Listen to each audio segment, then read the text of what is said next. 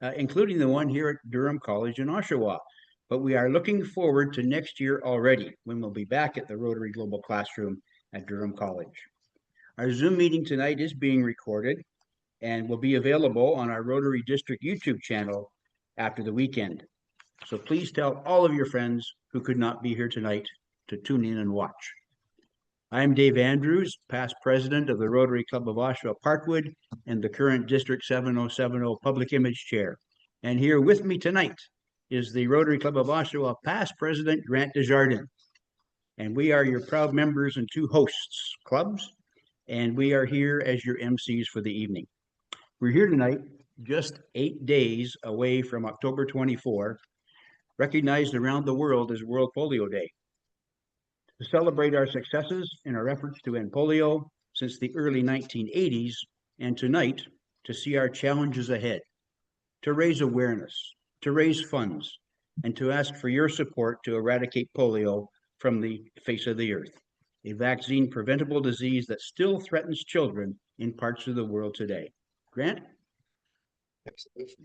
Welcome to our broadcast this evening, World Polio Day 2025, live in Oshawa, Ontario, Canada, where we will interact with the world leaders from Rotary International and see firsthand their continuing global efforts to rid the world of polio, a virus that still exists in a few countries today. Before we go any further, I want to share an acknowledgement developed by consultation with Durham College's First Peoples Indigenous Center to recognize the lands that we gather on. They are covered under the Williams Treaties and rest within the traditional territory of the Mississaugas, a branch of the Anishinaabe Nation, which also includes Algonquin, Chippewa, Ottawa, Ojibwe, and Potawatomi. It is through this treaty process that we are able to live, learn, teach, gather, and prosper in this region. We acknowledge with gratitude this land and the Indigenous peoples who have cared for, and continue to protect Turtle Island in North America and its resources. We commit to the responsibility of reconciliation and the work of increasing awareness and understanding of our shared history. We do so by recognizing the past and working towards a shared future as friends and allies. Tonight, we're gathered on Zoom to hear from Rotarians and their fight to end polio now. Dave? Since Rotary and its partners launched the Global Polio Eradication Initiative over 30 years ago, the incidence of wild polio virus has plummeted by more than 99.9%. From, believe it or not, about 350,000 cases a year back in 1988 to just 36 cases this year in Pakistan and in Afghanistan. Thanks to Rotary, since 1985, Rotarians have contributed over $3 billion US, and its members, you and I, have logged countless of volunteer hours to help immunize more than 3 billion children in 122 countries. 20 million people are walking on Earth today who would have been paralyzed, and 1.5 million people would otherwise have died. They are now alive today thanks to the vaccine. Over 400 million children are vaccinated each and every year. The global effort to eradicate polio has already saved more than $27 billion in healthcare costs since 1988, and we expect to save another $14 billion more by 2050. But our work is not done. Grant. If all eradication efforts stop today, within 10 years, polio could paralyze as many as 200,000 children each year. A polio-free world will be a healthier world for children everywhere. To sustain this progress and protect all children from polio, Rotarians, many of you watching tonight, have already committed to raising $50 million US again this year. In support of global polio eradication efforts, we thank you. Thanks to the Bill and Melinda Gates Foundation, who continue to match Rotary's commitment 2-to-1. That means an additional $100 million US again this year. Without full funding and the financial and political commitment from countries around the world, this paralyzing disease could return to previously polio-free countries, putting children everywhere at risk. It was just a year ago on September 20th at the Rotary's Action Zone Summit held in Toronto, Ontario, that their Honorable Hamad Hussein Canada's Minister of International Development announced 151 million in funding as the next step in Canada's support of the Global Polio Eradication Initiative. Canada has played a leading role in global health response to polio, and they have stepped up once again. With this Canadian investment, the Global Polio Eradication Initiative and partners like UNICEF and the World Health Organization will deliver and expand quality, accessible polio immunization and health services around the world. This includes increased access to polio immunization for the most vulnerable populations, including women and girls, and in the conflict-affected regions where there is little or no access to essential health. This funding from Canada will make a significant and meaningful difference in polio's eradication efforts and in protecting those who are most affected. It will mean more children can live polio-free lives with good health, and it will take us one step closer to ending polio forever. This new commitment brings Canada's historical contribution to eradicating polio to over $1 billion. Thank you, Canada. Dave? Tonight, we will hear about Rotary's achievements to date and how we must focus on the great challenge ahead, total eradication. We want to go from being this close to our countdown to history as we drop to zero cases of polio in a polio-free world and make polio history. In a few minutes, we're going to watch 10 Rotary Clubs from 8 communities in Durham Region receive proclamations from fellow Rotarian and Durham Regional Chair John Henry, as he thanks and recognizes Rotary members in their respective communities for their continuing efforts to end polio. We'll see the End Polio Now flag being raised, just as it will be in towns and villages all across Canada and all around the world in the next few days. October 24 is World Polio Day. Thank you, Rotary. Grant. We have a special video prepared especially for us, thanks to Dr. Bob Scott and Aziz Memon, Chair of Pakistan's PolioPlus Committee, to get the most up-to-date news on Rotary's efforts to eradicate polio in Pakistan. We will then hear from Mike McGovern, the Chair of Rotary's International PolioPlus Committee. Mike will be updating us on Rotary's latest efforts to end polio, and then we will be chatting with our special panel guests, Mike McGovern and Valerie Wafer, past Rotary International Vice President and Director of Rotary International, as they discuss Rotary's deep commitment to ending this dreaded disease. Many of you with us tonight will remember Valerie as a past district governor from here in District 7070 in Southern Ontario, Canada. And by way of video, we will also hear from Rotary's senior leaders. We will hear a call to action from Francesco Arezzo, President of Rotary International, and Holger Knaack, past President of Rotary's International and Chair of the Board of Trustees of the Rotary Foundation, along with Mike McGovern and Aziz Memon, as they talk about their recent trip to visit the Prime Minister of Pakistan. There will be time for questions and answers addressed to our distinguished panel from you, our worldwide audience, watching online tonight. And our past District Governor, Mary Lou Harrison, is going to monitor the chat for your questions, which will be answered tonight, right here on our broadcast. Dave?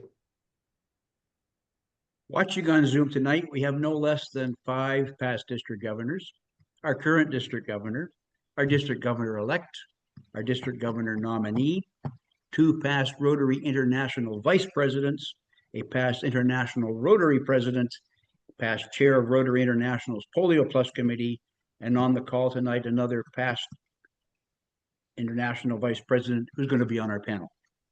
We sure appreciate this tremendous support that we have here in Southern Ontario and from our worldwide Rotary leaders, everyone helping to eradicate polio once and for all.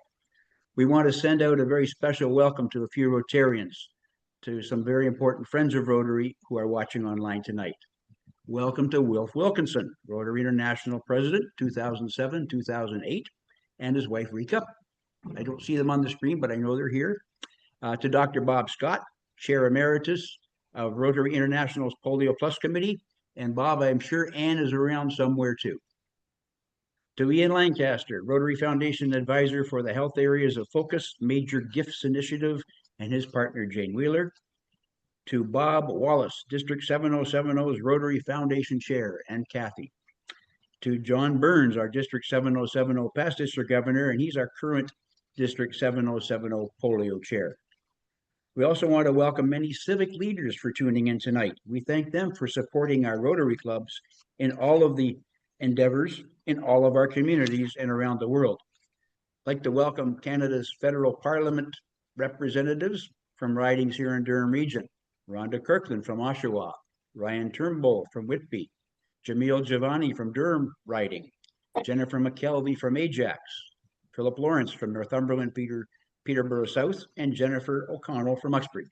Grant? We also like to welcome some of the members of our Ontario Provincial Parliament who represent their ridings in Durham Region.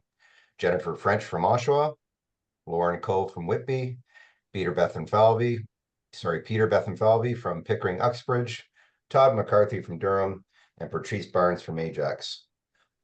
Also welcome to fellow Oshawa Rotarian and Chair of Durham Region, John Henry, who is also here watching tonight. Dave? And welcome to our mayors from our communities in Durham Region.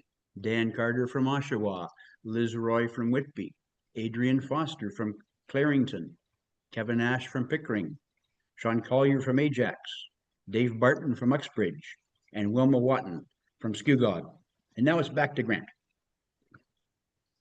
It's now my pleasure to introduce to you our distinguished partner tonight, Dr. Elaine Popp, the president of Durham College. Elaine? Great. Thank you very much, Grant, and good evening, everyone. Listening to some of the statistics that you shared with us right off the top of the meeting, I have to say it is a true honor to join you this evening for this global celebration of Rotary's International World Polio Day. While we had hoped to welcome you to campus this evening, circumstances have required us to come together virtually, and I want to thank you for the flexibility and continued commitment to this important event. I want to begin by expressing my deep appreciation to Rotary International and to all partners who have made eradicating polio not just a goal, but a mission for humanity. Our students are inspired by organizations like Rotary, by your commitment to service above self, and your belief that lasting change begins in our own communities.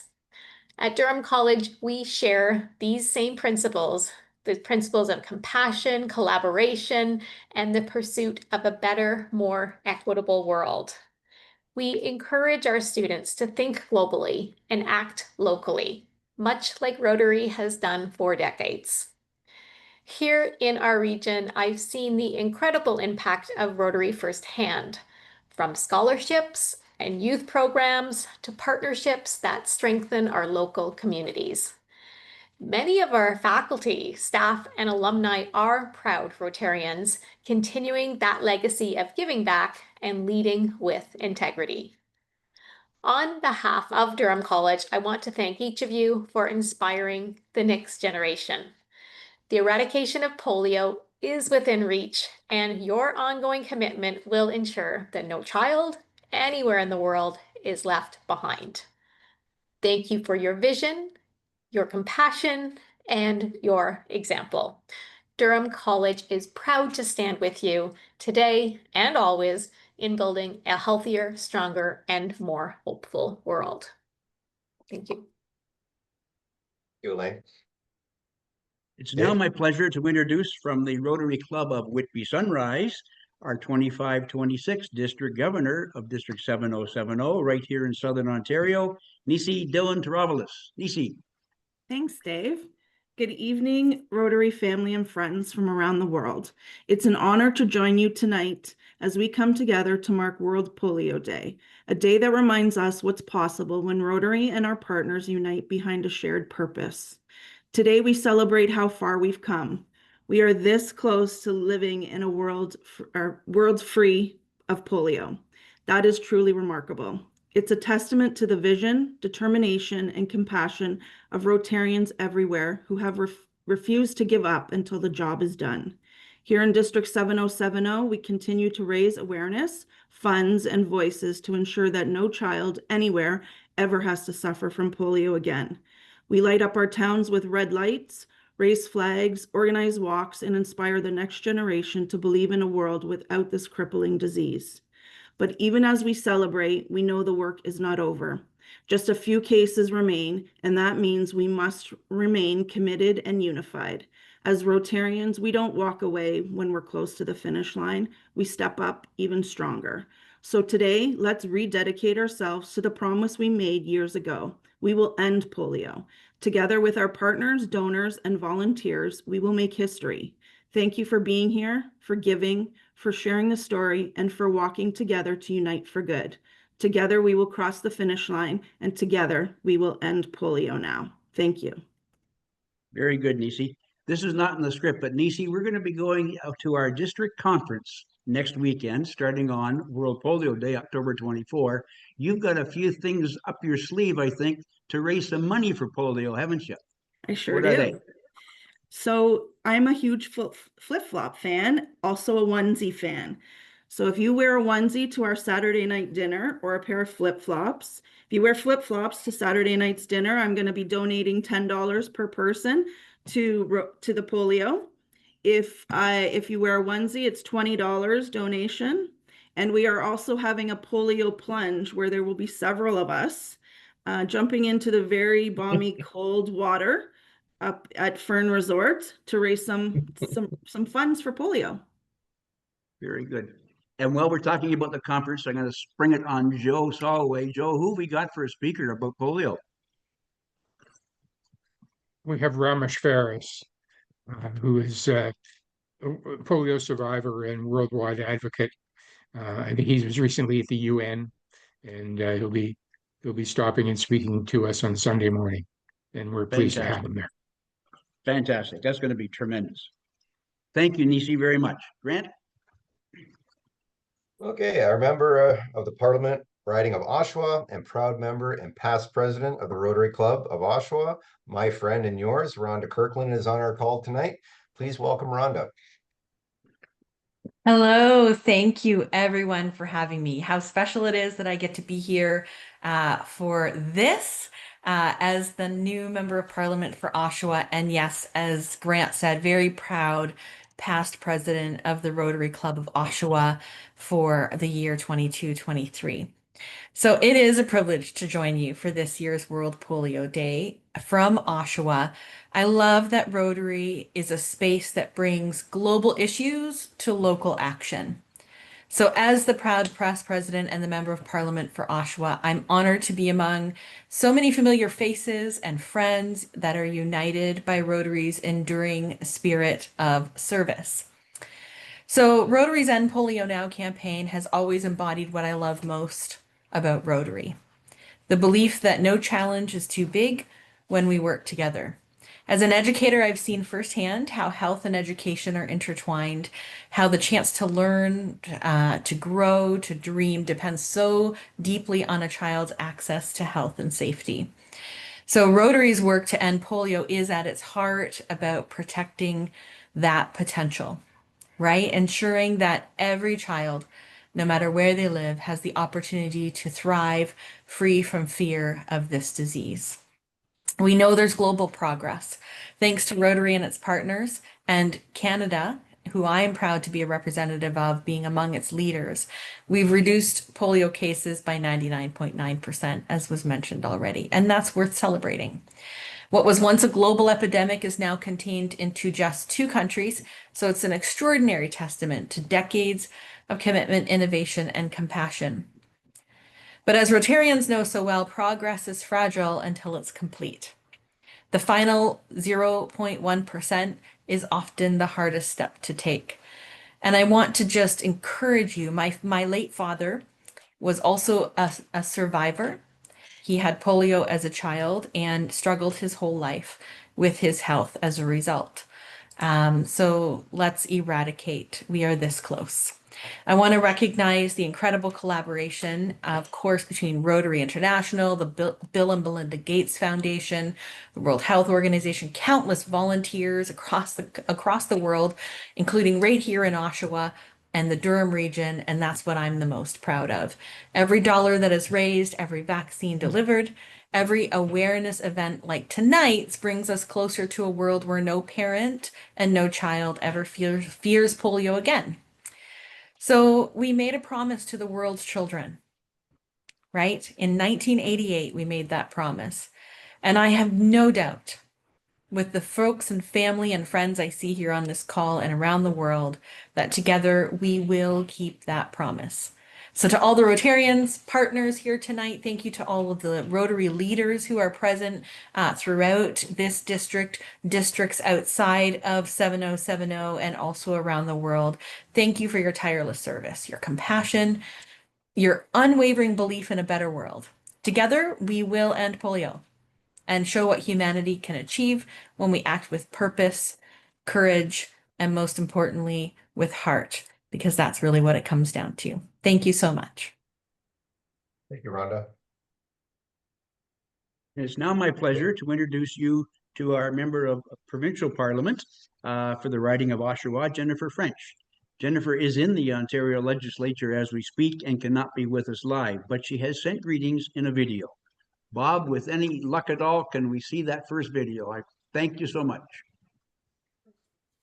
Hi there, this is Jennifer French, the Member of Provincial Parliament for Oshawa, and I am so pleased to be able to offer my best wishes and greetings to all of you fine Rotarians, not only in Oshawa, but around the world. We're so, especially on World Polio Day, because October 24th is a very special day, but it's a chance for us to focus on the work that happens every other day. We are this close to eradicating polio in this world, and that is in large part because of the Rotarians like you.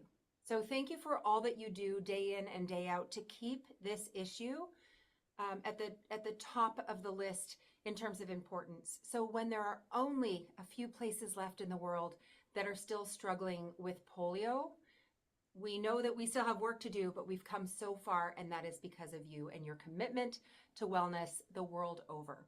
So a big shout out to the 2 Oshawa clubs, but also to the Durham Region Rotary Clubs. As the MPP for Oshawa, it is my distinct pleasure to get to trip over Rotarians all across the community, doing heavy lifting and good work on so many worthwhile community projects throughout the community, throughout the province. And so I am glad to be able to share in today. I am a big supporter of the work that Rotarians do, and of course, of this important call to end polio now.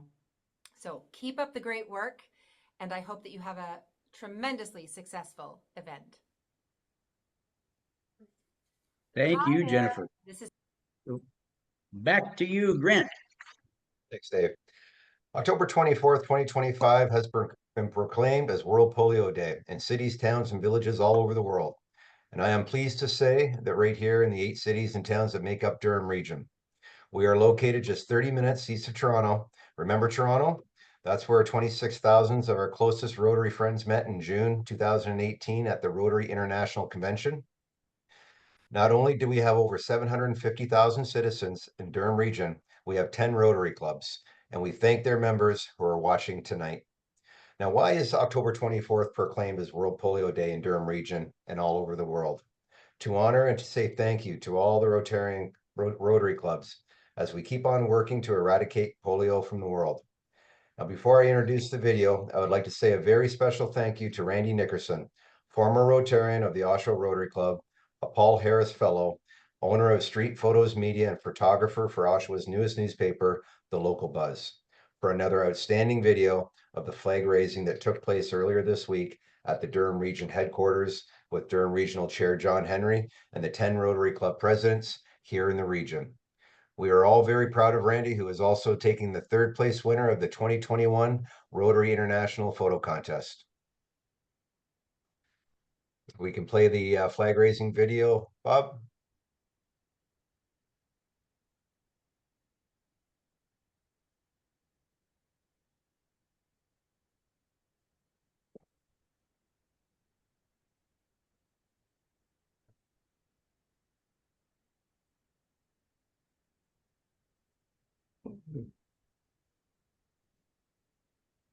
I'm Dave Andrews, past president of the Rotary Club of Oshawa-Parkwood, and we're here today at Durham Regional Headquarters with Durham Regional Chair and fellow Rotarian John Henry, fellow councillors, 10 Rotary Club presidents, assistant governors, and our Rotary District Governor, Nisi Don Taravelis. We're here today to raise the flag to end polio and tell everybody that World Polio Day is October 24 here in Durham Region and around the world. Thank you to Chairman John Henry for proclaiming October 24 World Polio Day in Durham Region. And thank you to Rotarians here in our clubs in Durham Region and all over the world for their tremendous efforts in eradicating polio from the face of the earth. How close are we, folks? Yeah, we're this close, aren't we? But we need your help. We need your help. Make a donation to endpolio.org and help us end polio now. And be sure to join us on October 16 at 7 p.m. as we broadcast worldwide World Polio Day 25 live here in Oshawa. Just Google Rotary District 7070 World Polio Day 2525. And it's now my pleasure to introduce our Chair of Durham Region and fellow Rotarian, John Henry. Thank you, Dave. So to my fellow Rotarians, today is a very special day for me to have you all here at regional headquarters to raise the polio flag. In a world that is full of chaos, Rotary is a lighthouse. Rotary does the things around the world that politicians are not able to do. We're able to bring safe drinking water to communities that have never had safe drinking water. We're able to make the living conditions in some places much better than they are. We provide shelter in storms. Yep. We do so many different things, but there is no organization in the world that could have taken on a project as big as the eradication of polio without the help of Rotary. And even though we're this far away, our job is not done. And when this job is done, we're going to turn our efforts to maybe cleaning up the world and getting rid of all that garbage. I'm so proud to be associated with such a fine group of people. And I want to just notice that Councillor Leahy and Councillor Yamada are here as well, that you are making a difference and you truly live each and every day by the Rotary model, service above self. Thank you for being here. And now it's today my distinct pleasure to present each president or their representative with the proclamation of today, which simply states that on behalf of the regional municipality of Durham Region, it's my pleasure to proclaim October 24th is World Polio Day. There we are. Thank you, Rotary. Look at that. Thank you, Rotary. So there's the wind. There's the wind. Perfect. Oh, isn't that fantastic? Oh, perfect. The wind is there. Everybody take lots of pictures. Oh, look at that. Fantastic.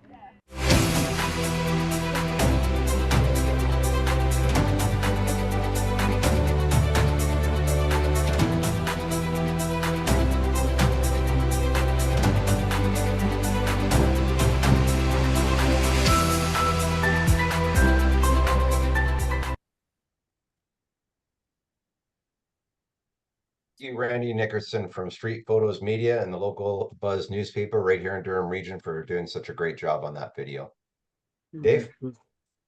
We have the distinct pleasure of watching just released video from our Rotary senior leaders, who will let you know in no uncertain terms why we are here today. I just wanted to say a very special thank you to Dr. Bob Scott for asking our Rotary leaders, who in their own words will provide their very personable updates on Rotary's efforts to eradicate polio. Thanks, Bob, very much. Grant? Rotary International President Francesco Aziz, Rotary's Foundation Chair Holger Knaack, and Rotary International PolioPlus Chair Mike McGovern, and Pakistan's PolioPlus Chair Aziz Memon in August traveled to Pakistan, where they met with the Prime Minister's focal person for polio eradication, Aisha Raza Farooq, at the National Emergency Operations Center in Islamabad to discuss ongoing efforts and challenges in eradicating polio from Pakistan. And here's their call to action. We can play that video, Bob, on Rotary leaders to Pakistan. Rotary and our partners have helped reduce polio cases by 99.9% since 1988. Together, we've reached millions of children with life-saving vaccines, even in the hardest to reach places. Conflict, misinformation, and shifting global priorities have made this movement more critical than ever. This is not a moment to retreat, it's a moment to recommit. To adapt, to finish what we started. Your support makes a difference. Every contribution to PolioPlus is matched 2-to-1 by the Gates Foundation, up to US $50 million. Join to start PolioPlus Society in your district. Pledge to PolioPlus annually and be part of history. Advocate. Urge your leaders to continue funding this global effort. Because political will powers progress. Raise your voice. Raise awareness. Participate in World Polio Day on October 24th and remind the world that Rotary never gives up. Donate. Advocate. Engage. Together, we end polio. That's good. Rotary and our... Thank you, Rotary leaders. Now, Dave? In June, not many months ago, at the Rotary International Convention in Calgary, Bill Gates, chair of the Gates Foundation, addressed the delegates about his commitment to polio eradication and why he is so deeply involved and why he remains so committed. Let's watch this very special announcement. Bob, can we play Bill Gates?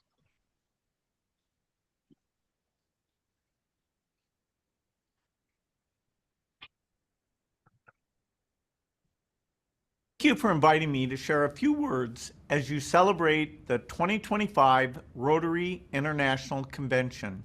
It's fitting that you're gathering in Canada, longtime supporter of polio eradication efforts. Of course, Rotary International was the first to envision a world without polio. Now, 40 years later, the world is closer than ever to making that vision a reality. Thanks to your efforts, more than 20 million children who would have been paralyzed are walking today. The Global Polio Eradication Initiative has continued to adapt and evolved to meet new challenges.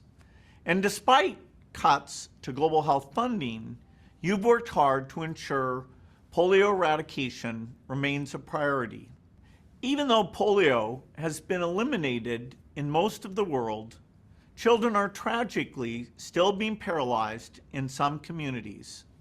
Over the last year, wild polio case numbers rose in vulnerable areas in the final endemic countries, Afghanistan and Pakistan. We've also seen variant forms of the virus reemerge in countries that have been polio-free for many years. Thankfully, transmission remains low and case numbers are dropping this year. Our challenge is that we've got low routine immunization rates, misinformation, and geopolitical instability that are making this fight even more challenging. These challenges underscore why it's so critical to finish the job, because we know that as long as polio exists anywhere, it is a threat to people everywhere.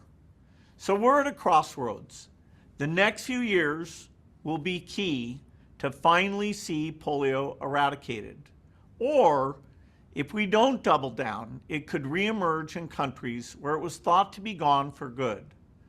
So this all depends on the continued commitment of governments, health workers, and Rotary. For the Gates Foundation, ending polio remains a top goal. That's why today I'm excited to announce that the Gates Foundation will continue our 2-for-1 match with Rotary, tripling the impact of every dollar you raise. Together, we will mobilize up to $450 million in new funding over the next 3 years, which will safeguard the health of children across the world. I'm confident we have the tools to get this done. Ending polio will only be possible with Rotarians like you leading the fight by lending your voices and committing resources to the polio eradication effort. I'm proud to stand alongside all of you. And together, I know we can deliver on our shared vision of a future where no child has to live in fear of this horrific disease. Thank you. Hello. Thank you for inviting me to share a few words. Wow. There we are. Thank you, Bill Gates. Let's do the math again. When you add $50 million US from Rotarians every year for the next 3 years, and together with Bill Gates Foundation of $100 million every year for the next 3 years, that amounts to 450 million US funds. The ball is in our court. It's up to us to raise those much needed funds every year for the next 3 years. Grant? Please welcome Oshawa Rotary Club President Omar Wisdom to say thank you to all of our Rotary leaders and presenters. Omar? Good evening, guys. Now, as Rotarians, we have taken on a huge undertaking, right? Polio has been attacked at its ever beginning, and we are stand to destroy and eradicate polio. As the good book says, without leadership, without vision, the people shall perish. And we couldn't have gotten here without great leaders. And on behalf of District 7070, I would like to thank all the leaders and the presenters tonight for what they're doing in eradicating polio. Thank you. You, Omar. Dave?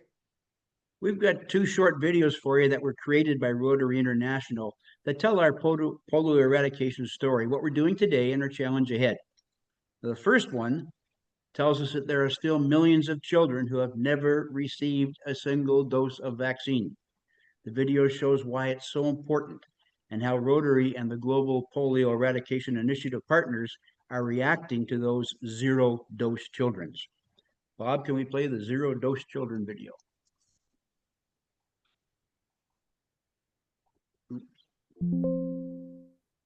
No. Let's go Gates again.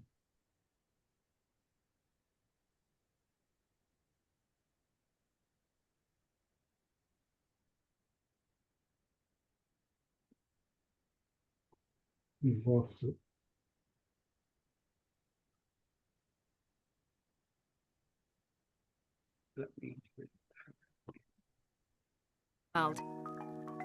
Here we are. There are 678,290,000-ish children under 5 around the world. But what's so important about being 5? A lot, it turns out. Children who survive to age 5 are twice as likely to reach adulthood. That's why vaccines for young children matter so much. In the last 40 years, global public health infrastructure has reached children here, and here, and even here. Impressive, right? But 12.5 million children in the world are still totally unvaccinated. They're called zero-dose children.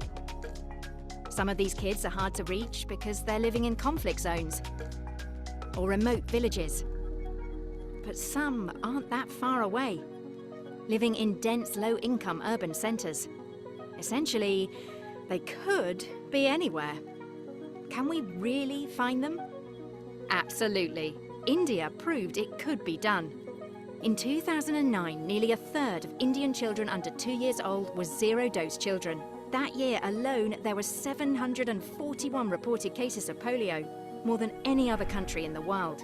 But with just 1 year of vaccination campaigns that included special strategies to reach zero-dose children, they reduced that number to 42 cases. But how?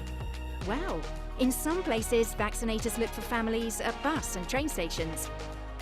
Others use motorbikes or trekked by foot to find children in the most remote regions. And to tackle 107 city blocks identified as high risk, vaccinators travelled house to house, delivering immunisations for polio and other preventable diseases. Doing this required 4 million vaccine carriers, 5 million vaccinators, 344 million children vaccinated, and 450 million doses of polio vaccine. See? It can be done, and the results are worth it. Let's make sure all children grow up healthy and vaccinated against preventable diseases, and ensure that zero-dose children are a thing of the past.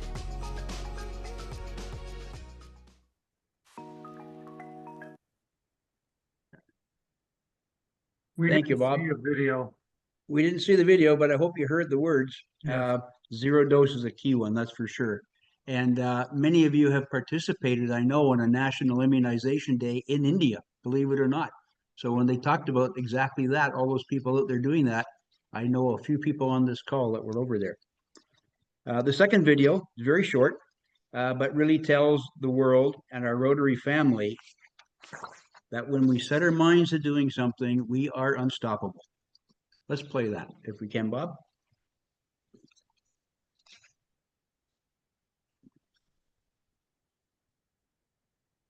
Yep, that was it.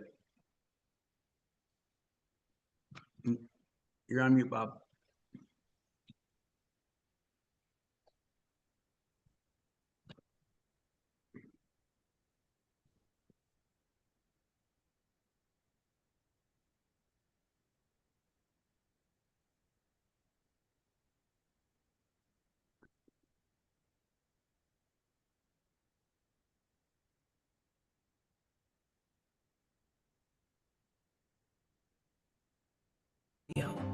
A global community of scientists, advocates, governments, and health workers, people all doing their part to beat the unbeatable, track the untraceable, reach the unreachable.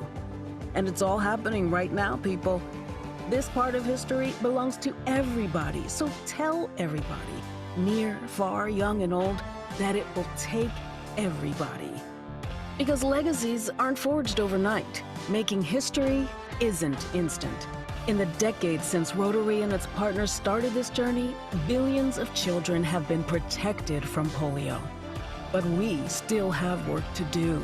And this part's on us. All of us. Part-time, full-time, full stop. Right now, no breaks, no indifference. You and me. Because polio isn't unstoppable. We are. Together, we end polio.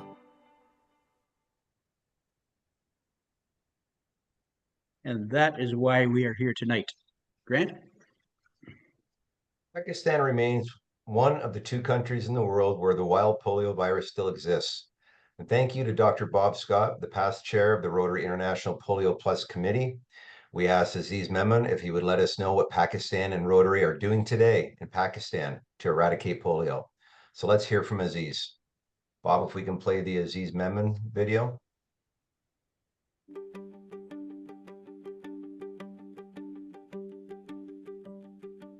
Greetings, my friends.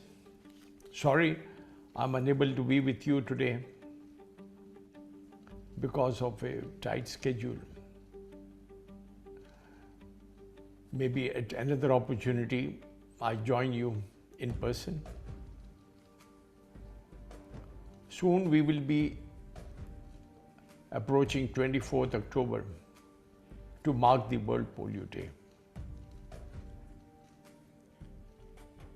We have, with your efforts, with the support of your funds, stopped circulation in all the countries. If today 20 million can walk, it is with the efforts of Rotary. Please continue giving funds to Rotary Foundation for Polio, because we have to stop circulation in last 2 countries, Pakistan and Afghanistan. Pakistan saw that in 2019 we were able to stop circulation. No case, no positive sample for 15 months. But unfortunately, because of a conspiracy in the northern region, southern KP, as we call it, Khyber Pakhtunkhwa, we had resistance, and the virus from there spread all over. Last year, Pakistan had 74 cases, plus the positive samples in most critical areas and in reservoirs are showing negative. We will continue our hard work and persuasion. Rotary has installed resource centers. We are doing water filtration plants across the whole country. In next 2 months, we would be installing 14 more water filtration plants with the support of global grants and the funds of Japanese Rotarians. We are maintaining and supporting team support centers. We do health camps. We are doing ulama workshop, which is the gathering of religious leaders who tell the innocent citizens that there is nothing wrong in this virus. Our efforts, whether it is in maintaining of permanent transit posts or health camps or resource centers, is there and will continue. My friends, Rotary in Pakistan is fully supportive in terms of providing the manpower and ensuring that each round which we do of NIDs is definitely better than the previous one. The coverage has improved significantly, and this time as we move forward, we want to ensure that we reach the goal.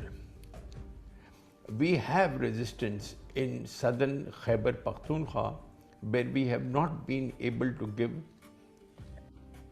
OPV for almost more than 2 years.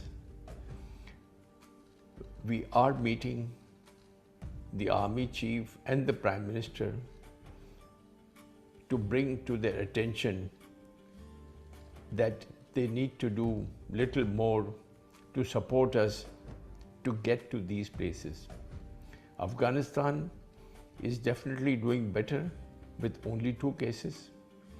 We hope that we also cope up on the same lines and fulfill the promise we made to the children that no child will suffer from this crippling disease. Thank you.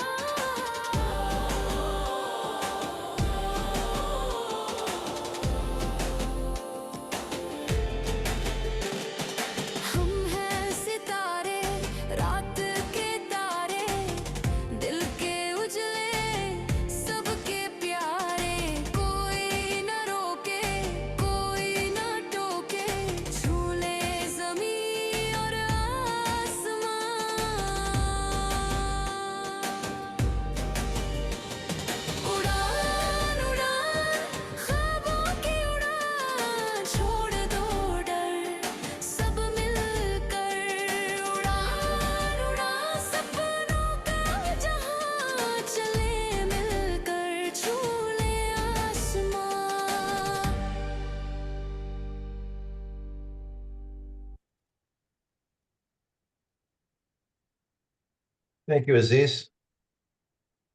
Now here's our past District 7070 Governor Ted Morrison from the Oshawa-Parkwood Rotary Club to introduce our guest speaker. Ted? Good evening, fellow Rotarians and guests. Tonight we have a privilege of welcoming a truly remarkable leader, someone whose work has helped shape one of the greatest public health achievements in history. As many of you know and have heard tonight, the global campaign to eradicate polio has been 99.9% effective. The World Health Organization called it the largest and most successful humanitarian initiative the world has ever seen in its history. And at the heart of it is Rotary. Since 1988, Rotary has entrusted its finest leaders to guide the mission. Leaders like Dr. Bob Scott from our Rotary Club of Coburg in District 7070, who helped lay the foundation. And today we are honored to be joined by another outstanding Rotarian who continues that legacy, Mike McGovern. Mike hails from the Rotary Club of Portland, Cape Elizabeth in Maine, USA. He's held many distinguished roles in Rotary, District Governor of District 7780, Rotary International Director, Vice Chair of the Rotary District Rotary Board, Vice President of Rotary International, Trustee of the Rotary Foundation, where he served as Vice Chair. But his most important role is chairing Rotary's PolioPlus Committee.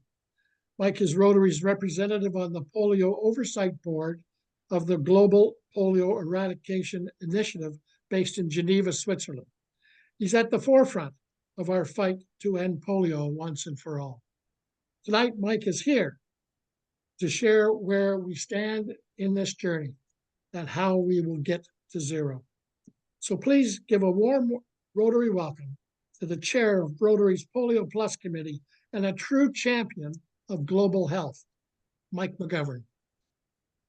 Thank you very much, Ted. Good to be with you. Good to be with so many friends. You know, it was a nice introduction, but there's one thing. You know, I think the position I hold as chair of the Rotary International PolioPlus Committee, obviously it's an important position of responsibility, and following in the footsteps of people like Bob is a bit of a challenge, Bob Scott. But but my most important position in Rotary is as a member of the Rotary Club of South Cape Elizabeth, Maine. You know, everything we do in Rotary begins and ends with our Rotary Club. And earlier this evening, well, actually about 5 o'clock, late this afternoon, we did a polio walk on a bridge that spans the Poor River. It used to be an area where the pipeline went through and actually brought fuel to oil to Montreal. But we walked across this bridge. And, you know, sometimes you wonder how much the public out there cares about polio anymore or whatever. And I was stunned with the number of people. They held up these banners, End Polio Now, and a lot of us were wearing the End Polio Now swag, I call it. But the number of people, we didn't have any signs that said, blow your horn if you care, honk if you care. It was absolutely amazing, the number of people that honked their horns in appreciation for the Rotarians being out there giving the End Polio Now message. And it was uplifting to me. And it's, you know, it's important you know, all of this, we can talk about globally, all of these things happen. But, you know, the old, you know, saying it happens in the clubs, I saw that this evening. I felt it this evening. And I feel it as well on this call, you know, seeing the different individuals who are here.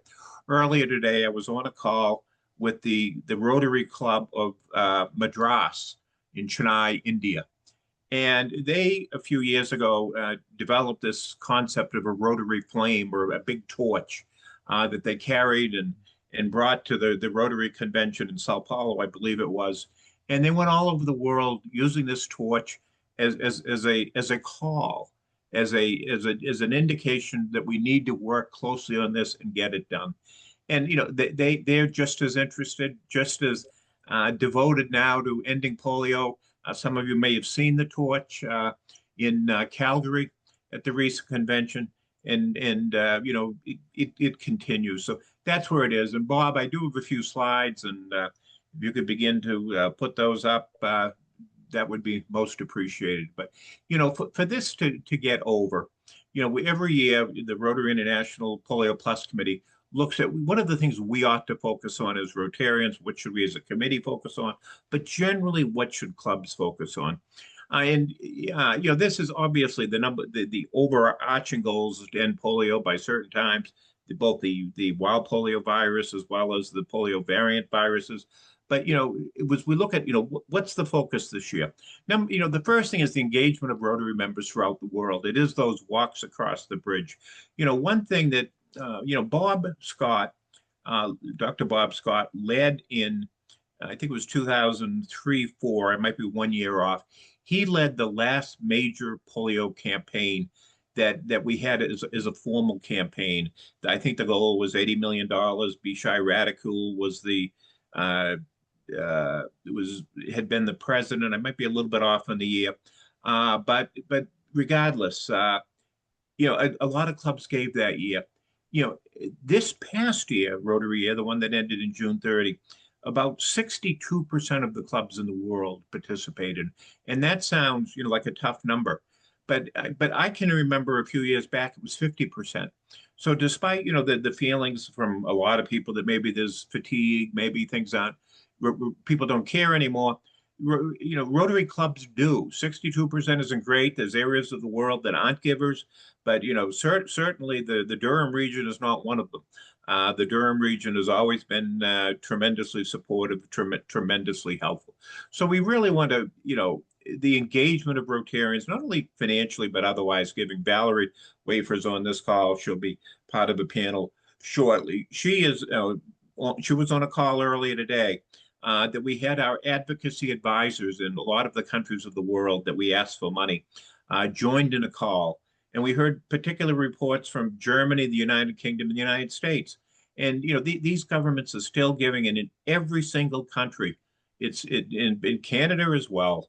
It's because of the engagement of Rotarians that those countries give the money. Last year, $1.1 billion was given, including $150 million from Rotary as a result of the $50 million from Rotarians themselves, from the district designated funds that have been given, as well as through the Gates match. So it's just we need the engagement. We need it throughout the world. We need it at levels, and I think obviously the clubs there, led by the Oshawa Club, doing this really focus. Secondly, Aziz mentioned about he was talking about Southern Khyber Pakhtunkhwa. I have trouble with pronunciation. Southern KP they call it, which is an area in the north of northwest of Pakistan, right near the Afghan border. And it's an area where some union councils, which are like towns, just aren't accessible.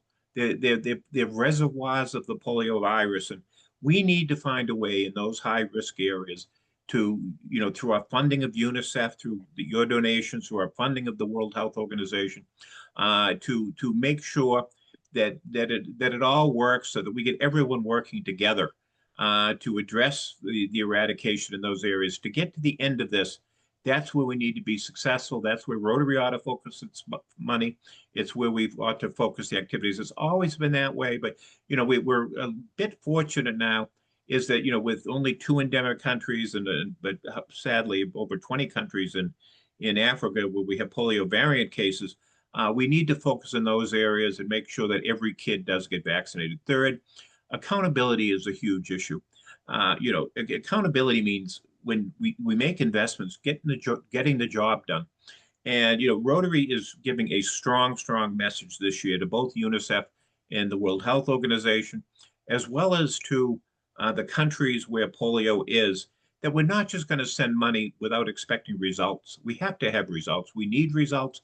Rotary, we can be proud that we've now given $3 billion to this cause.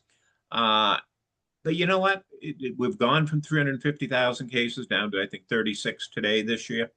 But it's not enough until we get to 0. We need to get there. And that involves making sure, including Rotary, that we're accountable for what we promised to do, and and it goes back to engaging the Rotarians throughout the world. Finally, it's the advocacy for polio funding. Canada stands in the forefront, the 151 million Canadian that they pledged last year at a key time, particularly as we had doubts about where the United States might land. The United Kingdom has not been as supportive, but we had the Canadian contribution. We also had the Saudi Arabian government, the foundation there, King Solomon, donate $500 million, a pledge over 5 years, $100 million a year. I'm reminded when Dr. Bob was the polio chair back in 2006-07.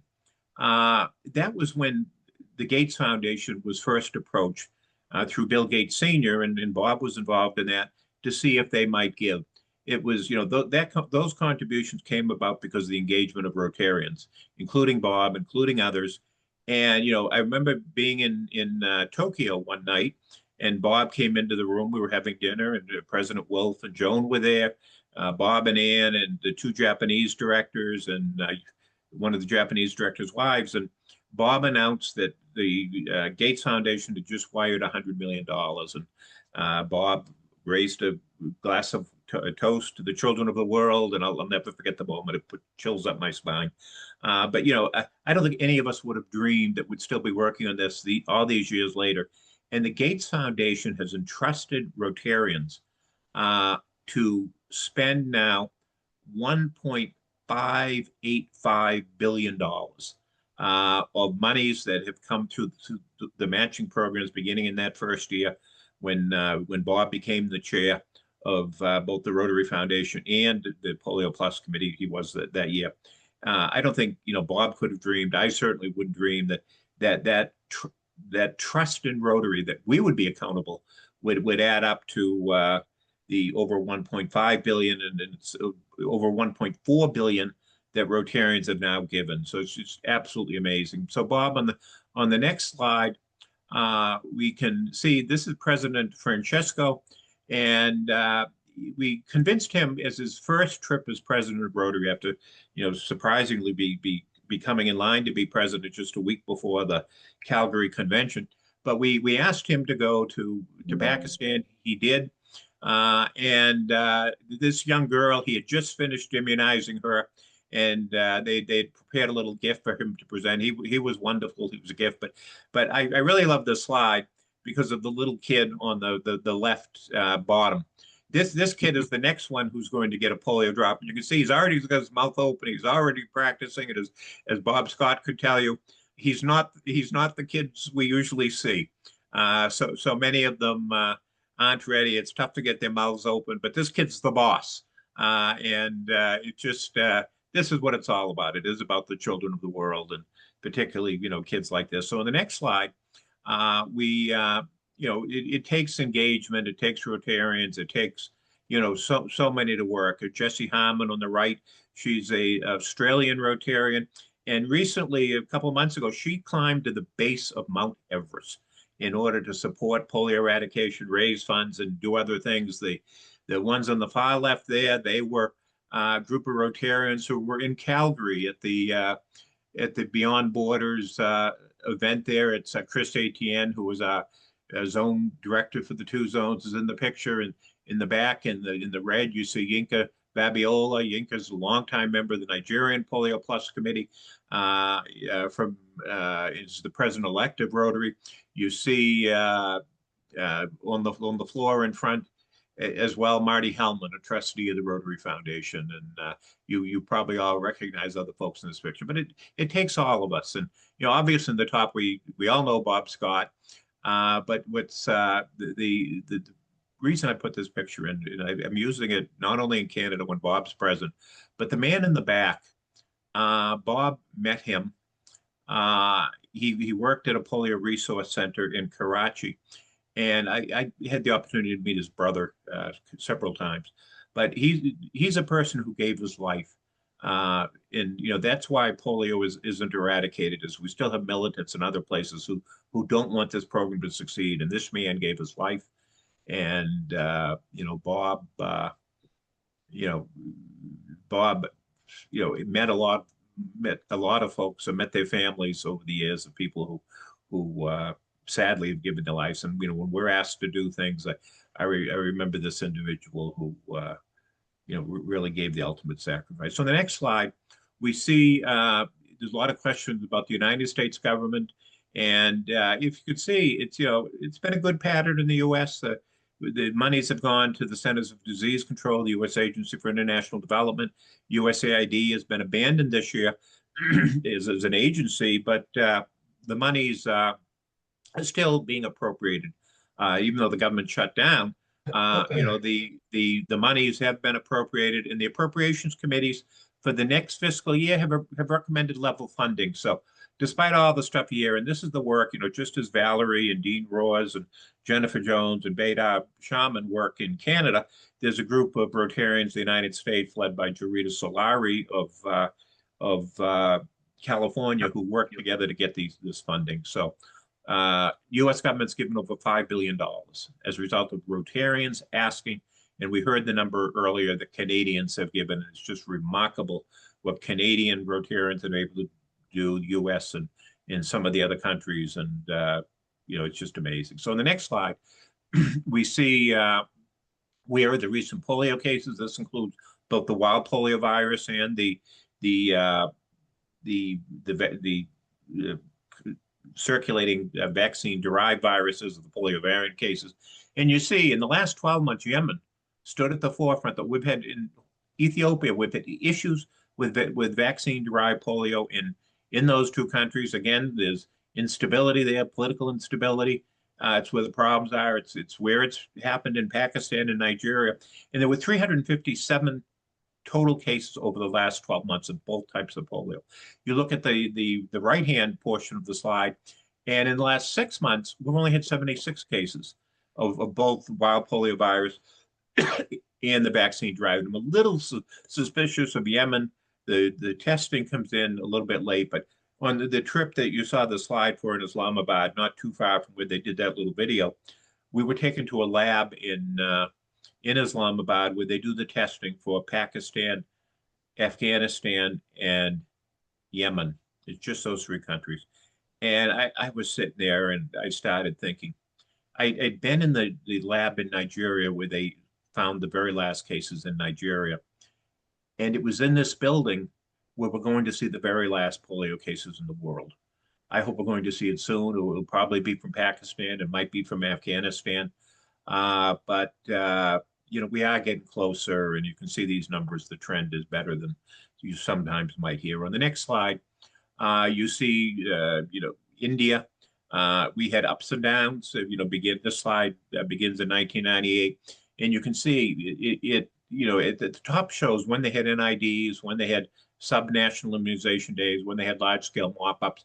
And you look at that period around 2000 to 2002, they sort of took it easy. They weren't doing what they needed to do. They just did a few NIDs. They really weren't doing too many national immunization days, maybe 2 a year. And look what happened. You had a spike in the cases. They then got their act together, a lot of blue at the top, and the cases went down. And, they had a few blips in the late part of the last decade. And, eventually, and then they had a high number of cases in 2009, 2010. It was a whimper, and they were gone the next year. And the Southeast Asian region was declared polio-free. And India is the perfect example. It can be done. On the next slide, we see the wild polio virus. Again, you see on the green on the far left is India. The blue is Pakistan. Pakistan has a peak every 5 years. They have an election every 5 years. The cases go up. The good news here is in the last 3 cycles of elections, we've seen a decline each time. So we seem to be right on track there. As mentioned, we're only in Afghanistan and Pakistan right now. 7 cases now back in Afghanistan, and the balance of the 36, I believe, 29 cases are in Pakistan. The next slide, the fundraising, the annual goal is 50 million, 2-to-1 matches now, as you heard Bill Gates say, through 2029. Just an amazing trust in Rotarians. We encourage donations from individual members, $1,500 per year per club, and also district designated funds if the district is so inclined. On the final slide, which we're about to see, I was inspired. I'm 69 years old. I was 5 years old or so when John F. Kennedy became the president of the United States, and he had what was called the moonshot, the effort to land a person on the moon and return them by the end of the 1960s decade. But he gave a speech at Rice University, and I've changed it. It took the few words, but he said, we choose to go to the moon. We choose to go to the moon and do the other things, not because they are easy, because they are hard, because that goal will serve to organize and measure the best of our energies and skills, because that challenge is one that we're willing to accept, one we are unwilling to postpone, and one which we intend to win in the others too. And I've changed the wording here a little bit to have polio. We choose to end polio, but we also need to do the other things. We need to support the peace centers. We need the scholarships. We need to send the kids to RILA. Polio is our #1 humanitarian priority, but we've got to be willing to do all the other things. We can have moonshots in our clubs of things we really want to accomplish, things we really need to do, and we ought to be willing to do them. We shouldn't postpone them, and we ought to intend to get them done by working with partners, by working with others, and by having the passion, the persistence, and the determination that we need. The head of WHO, Dr. Tedros, said Rotary's mantra is the audacity to start the job and the tenacity to finish it. You had the audacity to dream of eradicating polio, and I know you have the tenacity to finish the job. Dr. Tedros feels strongly about that. Catherine Russell, who's the head of UNICEF, she comments on the frontline workers there and the unwavering commitment of donors and partners like Rotary, who will not stop until we reach every child. And Bill Gates says, has said in the last year, Rotary continues to be the heart and soul of polio eradication. So if you can take the slides down, I want to conclude by really thanking all of you for your tremendous work, your tremendous acceptance, the example led by Bill Gates, people on the call. Otherwise, I see your End Polio Now coordinators and some others. Together, we will end polio. I remain confident. It's not easy. It's hard. But because it's hard and because we'll give all our talents and skills to it, we'll have the Rotary engagement, we will get this done and we'll get it done soon. So thank you. Thank you so much, Mike. That's some great information there. Yeah, right on the list. Now it's time for our panel discussion. Dave? So please welcome Mike McGovern. You can stay right where you are, Mike. And also I'd like to thank and welcome from the Rotary Club of Burlington Lakeshore, right here in Ontario. Please welcome back to District 7070, our very own past district governor. She's also a past Rotary International vice president, and she's also the current chair of Rotary International PolioPlus's grants subcommittee. And that's Valerie Wafer. Welcome, Valerie. Hello, everyone. It's so great to be with you again tonight. Good deal. I got a question for Valerie first, if we may. You've got a new job. Okay. I do. You get to give money out. So can you tell us what your role is on the International Polio Plus Committee, and perhaps give us an idea where our money's going? Where does it go? Sure. Thanks so much, Dave. And thanks so much for inviting me to be here. And honestly, it's my honor to be on this committee with Mike. How do you follow Mike? And Mike, I really love the way you brought that back down to the club level and your experience that you had tonight before joining us, because that's really where everything happens. The advocacy is so, so important. But I have the honor of being on the IPPC, and I serve as the chair of the subcommittee, which is the grants committee. And our role is to lead the review of the full joint grant proposal package that we get from the WHO, the World Health Organization, and UNICEF. So we're responsible for assessing the proposal that they provide us, the alignment with our program goals, the financial integrity, and the feasibility of the operation of what they're hoping to achieve. So once we complete that review as a grants committee, we present our recommendations to the full IPPC committee. And then of course, once that's approved, we give it to the trustees of the Rotary Foundation and they spend the money. So they are happy to approve that. And I'm happy to say that a week ago, they did approve our proposal. So the question is, where do your donations go and how do we ensure responsible stewardship of those funds? So I want to start off by saying thank you, because your support is essential. And I want to say a thank you and shout out to District Governor Neethi, a good friend, for your leadership, your fun, your onesies, your flip-flops, all that great stuff that you do just to kind of keep that excitement and momentum going. And of course, we know with the leadership that's on this call, District 7070, and I am a proud alumni of 7070, have always been such a leader in this space. And Dave and your team for doing this every single year, 6 years, is just incredible. So I just want to remind you that all your donations in Canada that are made to polio stay in Canada. I think that's important to a lot of our donors. They go to the Rotary Foundation Canada, and I'm actually the vice president of Rotary Foundation Canada, so I can tell you that they all stay. These contributions obviously are then all counted towards our global organizational fundraising of making that $50 million a year that we've all heard so much about. And we've also heard that that $50 million with the 2-to-1 turns into 150. And that's no coincidence that every year the trustees approve $150 million in grants to our implementing partners, which are WHO and UNICEF. That's part of our longstanding agreement with the Gates Foundation. So in order to qualify for the matching, we raised the $50 million for the matching, but also that these are the two organizations that we work so closely with, and they implement the grants that we award them. And these grants fund 5 key areas. So they fund surveillance, and you heard Mike talk a lot about his experience of being in those laboratories and seeing the samples and knowing that they're done on a timely basis so that we are accurate in our reporting. It also, the grants fund social mobilization, operational support, vaccine procurement, and outbreak response. And each one of those are very, very important.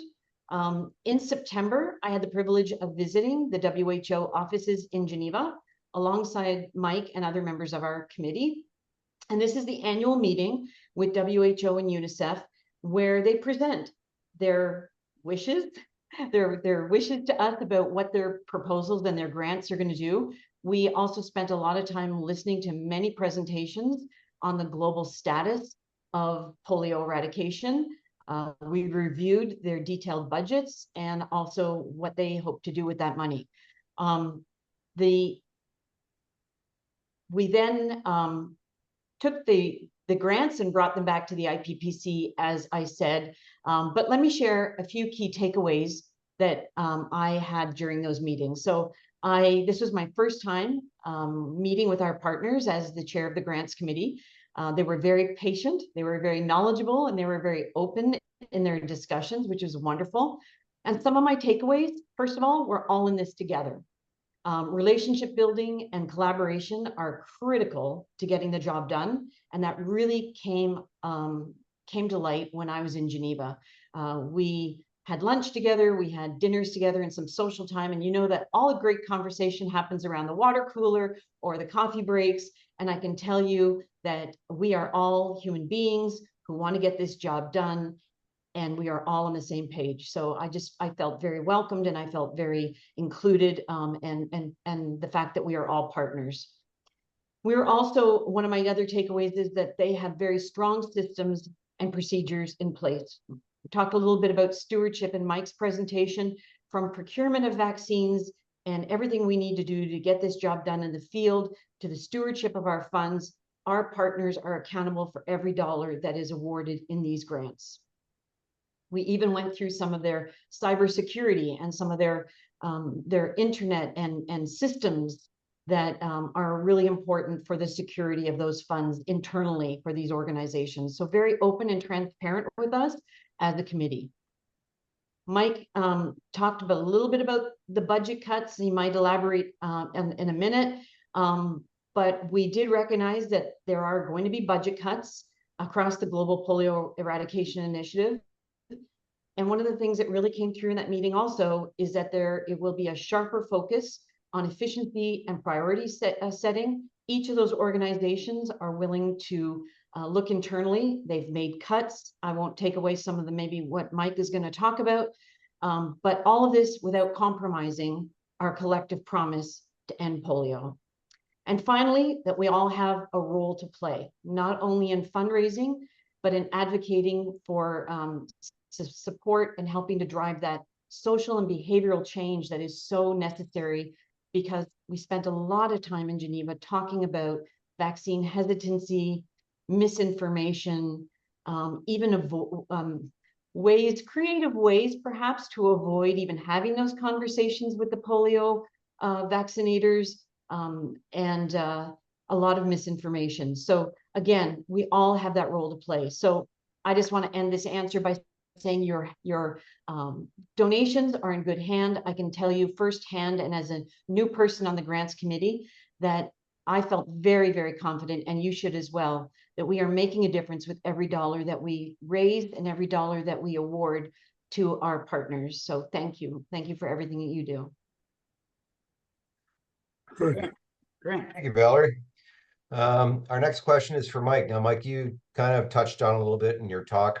We know that recently the U.S. government has cut back and put on hold some funding to some of the U.S. agencies, some of who are members of the Global Polio Eradication Initiative.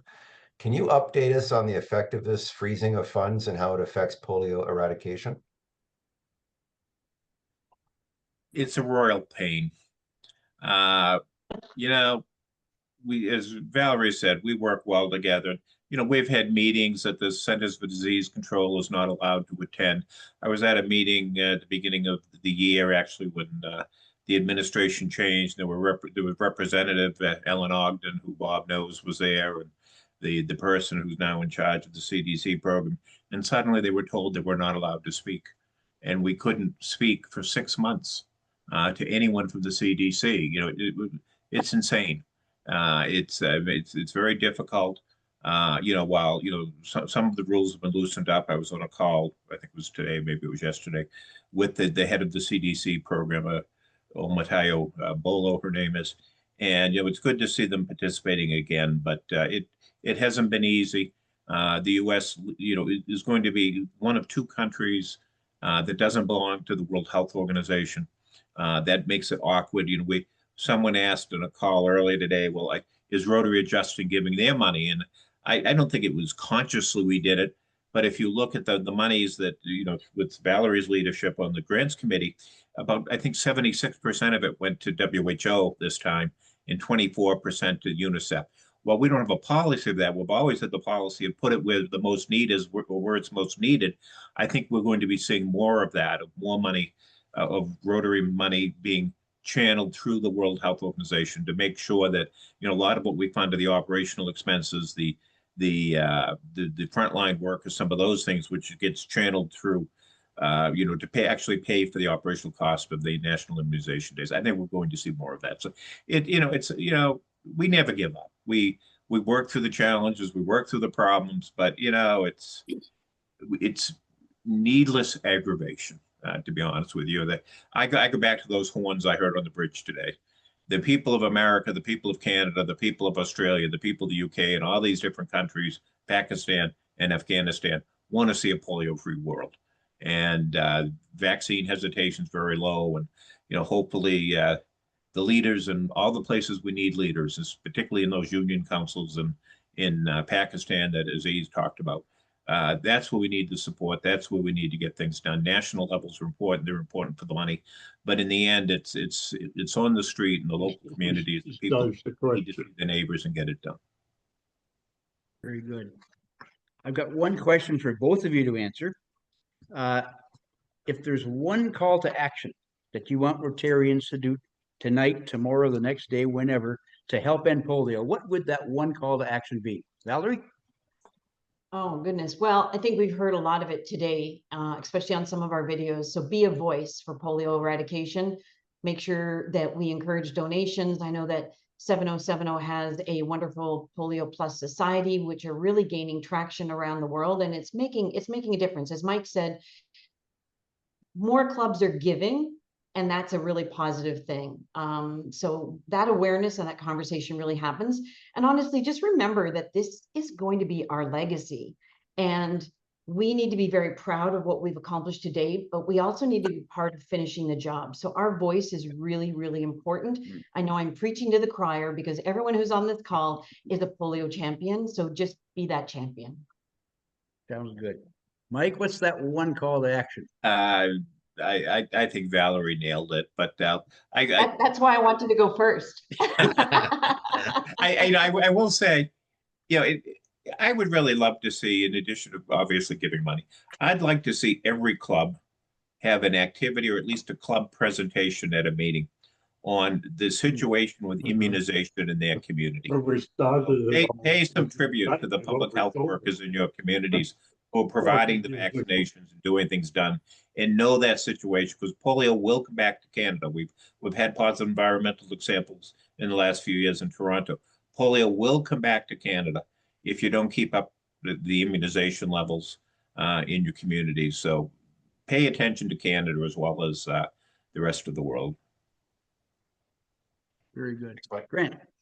Now, are there any other questions from our Rotary audience?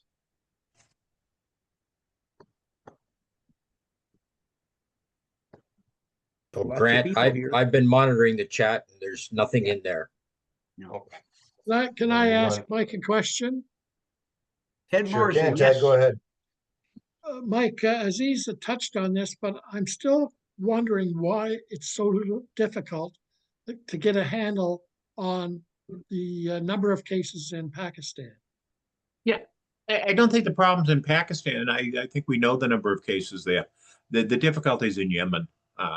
In Pakistan, we have a pretty good handle. We have a good surveillance system. There's a good system of reporting, and the team works well together. And I can't say enough about Senator Aisha Raza Farouk, who's the head of the program there. She's just wonderful. She looks for accountability, looks to get things done. So I'm pretty confident the numbers are accurate there. Very good. Not coming down though; they're staying up. Yeah, I'm talking about the accuracy of the numbers. Yeah, the numbers are up a little bit. It all relates back to the poor leadership in particularly Southern Khyber Pakhtunkhwa, where they talk a good ball game, but they're not getting the kids vaccinated. And that's why we absolutely need those high-risk districts as a #1 priority. There's too many positive environmental samples in there, and they know every they can tell from when they do the testing. They see the DNA of the virus. They know exactly where they're coming from, and it's these communities that don't put their children first, and quite frankly, put the egos of individuals who want to show that they have some sort of power or influence, and they choose to do that by persuading people that kids shouldn't be vaccinated. So, once individual parents make decisions to get the kids vaccinated, it's when the community is not allowing access. That's the problem. Joe Solway has a question. Joe. You're on mute, Joe. Yeah. This may be a little bit off focus. Actually, before my question, I do want to let people know that at the district conference, we're going to have a polio plunge, or it's a plunge for polio, isn't it, Nisi? And we're going to be taking donations before that. So make sure you steel yourself against the cold water for a good cause. I have a more of a personal question for you, Valerie, you, Mike, or anybody who's done this. I'm always quite moved when I see people, Rotarians that I know, who come back and they have pictures of them at National Immunization Days. And I'm wondering if one or both of you can talk about, I don't know, give me a highlight of what it's like to be there. I'm sure you come back with stories and things that moved you. I'll go first. Actually, I was on this NID with Bob Wallace and Kathy Wallace back in 2012. When a woman handed me her 4-week-old, I'm really trying to remember now, brand new baby to a white woman who she had no idea who I was, but she trusted me and she trusted that Rotary emblem that was on my hat and on my vest, and she knew why we were there, and she knew that we would prevent her child from getting this terrible disease and being paralyzed. And that trust wasn't, you've probably heard me say this, it wasn't me, it was Rotary. And that's when I realized the depth and breadth of what we were accomplishing and what we could accomplish based on our reputation. And that meant so much to me. Thank you. Yeah. Anybody else? Mike, you have anything? essentially the same for me. It's when I see, they're mostly mothers. So sometimes you see fathers, but when those mothers are lined up on a bench and they're waiting for the vaccinations to occur, they're chatting about all the things that groups of mothers, young mothers, talk about when they get together. But they're bringing their kids out. They just love their kids, and it's very heartwarming. You see some of the conditions they live in, and it's I just think how fortunate we are, and that fortunately we're able to help in some way, by so many Rotarians stepping forward to do it. I have to admit, I tend to think of the Rotarians back home. I think of the Rotarians around the world who are supporting all this, and it is just I'm just astounded by the love that you obviously mothers have for their children, but I'm also astounded by the generosity of Rotarians who have kept at this for so long and continue to make sure that it happens and that we get to the end. Wow, Wallace, you've got something very special. I know that you hold dearly in your hand. What is that? That's the vial of vaccine that I used when Mark and Val and Kathy and I were in India. So it's 2 special drops. Isn't that amazing?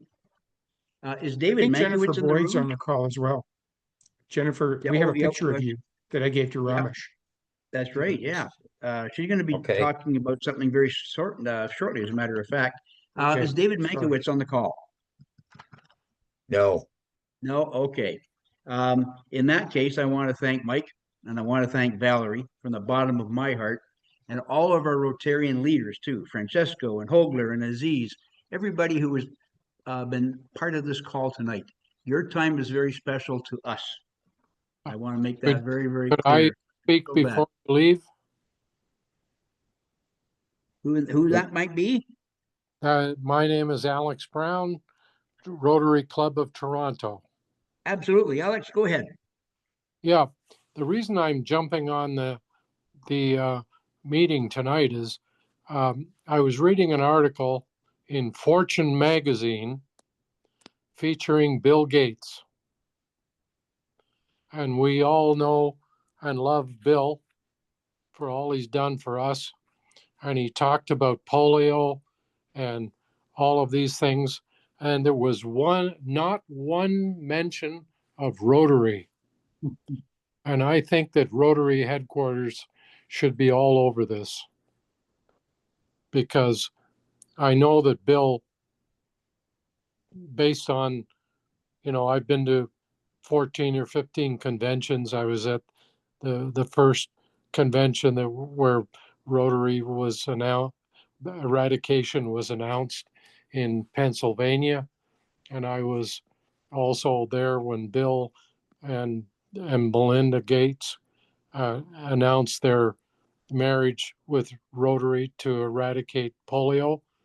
And we should be very upset with this, because Fortune is a huge magazine with a lot of audience, and they talked about polio eradication, and there was not one mention of Rotary in there. Anyway, that's my comment.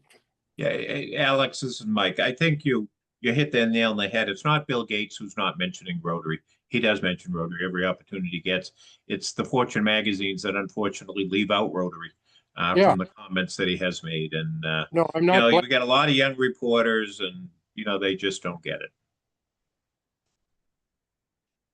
Understand. I'd like to call on Grant now to introduce our next guest who's got something special to talk about in Toronto.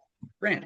Before we leave you tonight, please welcome from the Rotary Club of Scarborough Passport and the chair of World Polio Day in District 7070, Jennifer Boyd, to invite you to a special event on October 24th in Toronto. Good evening, everyone. It's such an honor to be here. This amazing evening, as always. Dave and all the people in Durham put on such a great evening, educating people, but also just bringing Rotarians together. And as I can see, there's a lot of Rotarians from around the world on this call tonight. So I just wanted to mention that on October 24th, which is next week Friday, and you might be, I think everybody can see the screen. Is it showing? Perfect. We will be having our flag raising ceremony down at Toronto City Hall. So we're asking that you local Rotarians come out and support. So the flag raising will start at 9, but as our DG has liked to point out, and I appreciated her doing this, she's asking for 8:30 only because City Hall has changed a little bit. And for Rotarians who have been there in the past and came out to support us, you can't just walk up the podium ramp anymore. You've got to go through City Hall. You've got to get a security check. You got to take the elevators up. So this is why I've got such detailed instructions for everyone to actually get to the rooftop podium. But we're really looking forward to this morning event where we will be raising the flag. What is also an addition, which we've had every year as well, but the Toronto sign at Toronto City Hall will be lit up red, yellow, and white. The Rotarians that come out that morning, you will be able to see it, but of course it'll be much more visible towards the evening, but it will be lit all day. And then, of course, one of our famous landmarks in Toronto, the CN Tower, will also be lit up red, yellow, and white. So you will be looking out in the evening, and any of the local Rotarians in the Toronto area, you most certainly will get quite a show. And finally, and I know that we've got, I believe Lisa's on the call, so they're working extremely hard, and of course Niagara Falls will be lit up as well to raise awareness for World Polio Day, and I believe they're doing that blue and white, right? The falls, to recognize all the work that Rotary has done in the over the years for polio eradication. Other than that, we're going to try to get out into the media like always, and as long as it's not a busy media day, CP24 should be having on their scroll at the bottom saying that today is World Polio Day and that these big landmarks will be lit up. So nice. Looking forward to that as well. Other than that, we hope to see our Rotarians out bright and early. And hopefully the weather won't be too chilly, but I always recommend that you dress warm. And again, thank you for having us on the call. Thank you, Jennifer. I just noticed in the chat that Lisa Bishop says she's got her background photo changed on her Facebook page. Take a look, because it now shows up as Niagara Falls being lit up from last year. So take a look at that if you get a chance. Chairman, can you hear me? This is Bob Scott speaking. Yes. Bob Scott, the floor is yours. Can you hear me? I hate to top what Toronto's doing, but in humble little Coburg, we're also raising a flag. We don't have a tower to light up, and we don't have Niagara Falls to light up, but we're a lit up community, and we are having this year the mayor and the vice mayor and 2 of the councillors, and you just mentioned Lisa Bishop. She's coming down to be our special guest, and we're having a great meeting because it's the same day as our meeting, the 24th, and so we're doing it on the 24th as well. So I wish you all the best. I see you will finish about 10:30.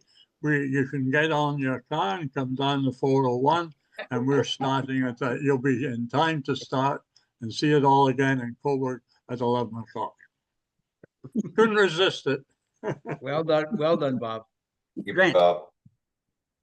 Now, did you know that you can become a member of the PolioPlus Society? And here's our District 7070 Foundation Chair, Bob Wallace, to tell you all about it. Bob? Thank you, Grant. So Valerie mentioned that we do have a PolioPlus Society here in our District 7070. And first of all, I want to tell you, what is the PolioPlus Society? And that is for my call to action is to join the society and donate to polio eradication. So what is the society? It's members of our district who have pledged to donate $100 US every year until polio is eradicated. So that's how you become a member of the society. It's really easy to do. There's a button on our district website that says join the PolioPlus Society, and you just click on it, and your name and your club comes to me directly. So take a few minutes tonight and join the Paul Harris Society. So I know many of you have already done that on the call, but we want to get many more to join the society so that we can win the competition amongst all the districts in the zone.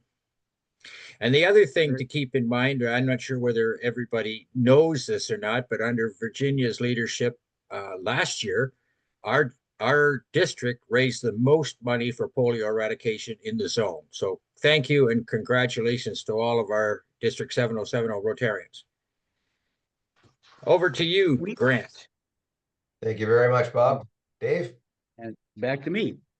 Before I do this part of the script, I want to acknowledge a few other people. Lisa, of course, is past district governor of 7090, which is just around the corner from us. Bedar, you are also on the call from 7080, and that's just a little farther away, if I'm not mistaken. Thank you for coming in. And we got Jeff and Nigel from the Barbados even coming in to say hello to us tonight, too. Isn't that nice? Okay, that's just a few. We've got people from all over the world tuning in tonight. And also, somebody very special who has helped us out quite a bit promote our event tonight, and that's Kim Walden. Kim Walden, if you look at the Facebook page called PolioPlus Society, get a hold of it. She has got things on there every single day. Kim, I can't thank you enough. You've been doing this for weeks, promoting our event. We thank you so much. Well, what did you think of World Polio Day 2525, live from Oshawa, Ontario, Canada? To my fellow Rotarians and to everyone who's watching from around the world, are you ready to help us tell our Rotary PolioPlus story, how we can end polio now? Are you ready to raise awareness, raise funds, support that countdown to history as we talked about before, as we drop to zero cases of polio in what I like to call a polio-free world and make polio history? I know I am, but you too can help. We urge you to make that donation tonight, tomorrow. Just go to the endpolio.org website. Do it today. As we've said before on this call, Rotary and the children of the world are going to say thank you. Grant? It's been our pleasure to bring you World Polio Day 2025 live from Oshawa, Ontario, and Canada tonight. And we want to thank some very special people for making it all possible. Firstly, we want to thank each and every one of you from all over the world for being with us tonight. We want to thank our partner, Dr. Elaine Popp, and our friends at the Durham College. We'll see you next year in the Rotary Global Classroom. Dave? Thank you to our distinguished guests, Mike, Valerie, and our friends from Rotary International, Francesco, Holger, Aziz, Mike again, and also from Bill Gates. Pretty nice. Grant? I want to thank you, the members of the Rotary International staff, Maria Lee, Carol Pendek, Bettina Dixon-Jenkins, Sarah Titzloff, Jill Johnson, and thank you to the Rotarians from all 10 Rotarian clubs in Durham Region. And thank you to past District Governor Bob Wallace, chair of our own District 7070 Rotary Foundation Committee, past District Governor John Burns, chair of our very own District 7070 Polio Plus Committee, and Jennifer Boyd, District 7070's chair of World Polio Day. Thank you to our clubs, our host clubs, the Rotary Club of Oshawa and Oshawa-Parkwood.